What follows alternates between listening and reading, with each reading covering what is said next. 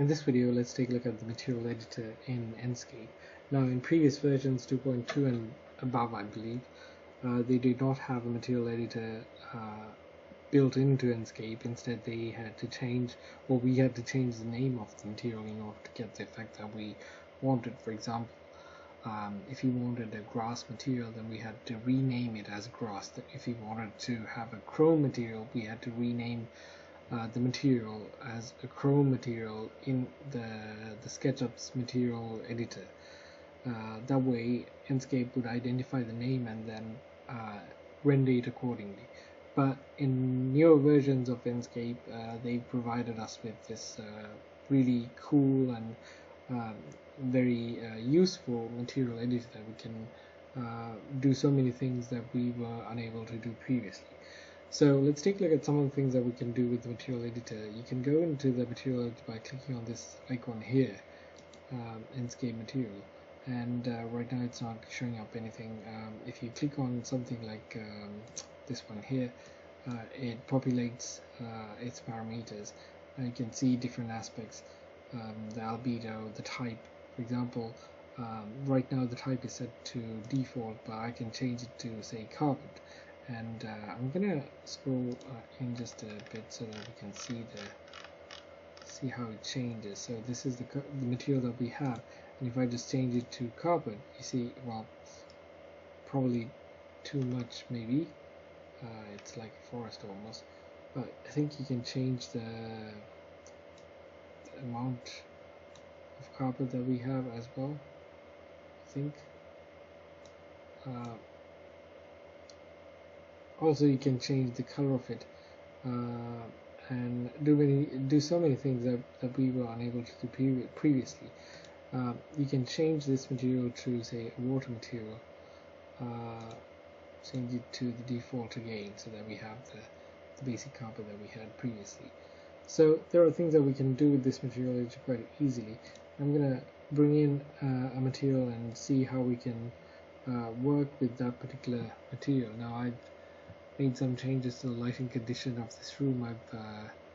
I've added another window on the opposite side of this small room, just so that we had enough light in it. So what we are going to do is go into a website called cc0textures.com, and there we can download so many things. Not just the texture, but also the other maps like displacement maps and such. So you can choose. I mean, there are so many options here. Even though, I mean, in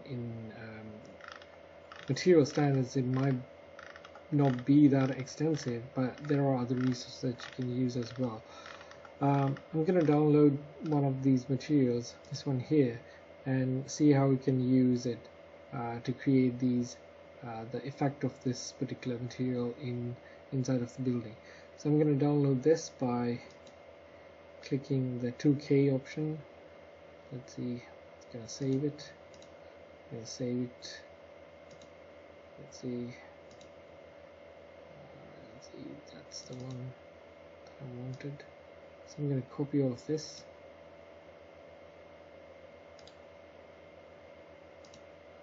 Go into my desktop. I've already done this previously, so that's why I have this folder here. So if I go into this folder, I have the same files that I just downloaded. I'm going to replace these.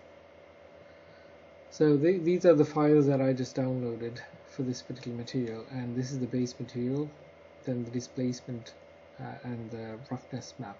Those are the three things that is mostly used when you start changing materials and such. So let's go back to the SketchUp file that we have. I'm going to create a new material by clicking on this plus button, and I'm going to name it carpet, and let me just change the texture here to this one here. I'm going to say OK, and I have a new material called carpet, which I can apply to the material here, and right away you can see that it's changed to this lovely black tile that we just added. So what I'm going to do now is go into the material editor in Enscape's material editor, and if I click on this icon here on the top, I can change the size of it. If I kind of feel like this is too small, so I can go in and check this explicit texture transformation box here, and I can change this to say 1 and change this to 1 as well, so that it's a little bit bigger than what we had previously. So yeah, that looks fine. I'm going to go into the general section again, and one of the things that I want to do is actually give it a bump map. Bump map basically means the texture, the roughness. We don't really see a roughness or the texture of this tile here. So I'm going to add that in by going to the height section, the texture section, and I'm going to press on this plus button here and navigate to the displacement image that I downloaded previously. So I'm going to say open, and it's going to apply, and once it's applied, you'll begin to see this the grooves on the material, right? So you can change this amount. When you change it, the roughness of this, the grooves on the material change as well. So that looks really good. Maybe just a tad too much. Maybe something other, maybe just a bit more thick. Alright. So also I can just play around with the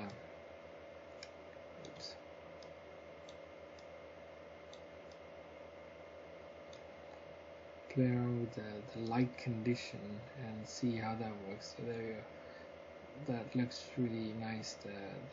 The stone, the grooves, they look really good when you and I can just change them as well. As you can see, like when I change them on to something like that, as opposed to this, you can see the difference in the material, and that makes it look very realistic, very earthy in terms of material.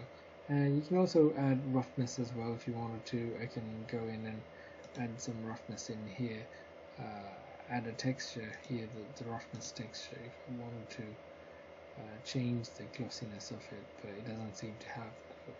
Now it is pretty glossy. See, it looks very, oops.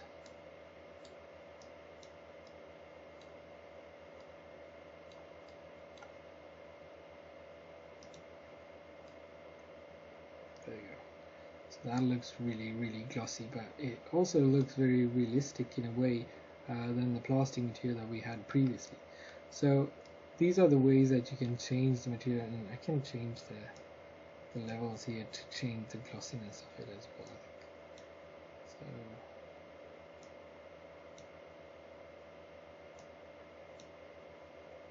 let's see how we can change it. But it looks very realistic when you, there you go. It's very realistic once you start playing around with these materials. So that's how you add materials and play around with materials. And as I showed previously, you can change the material to a grass, water, foliage, or carpet. These are very unique types of things that you can do with materials. So in the next video, I'm going to talk a little bit about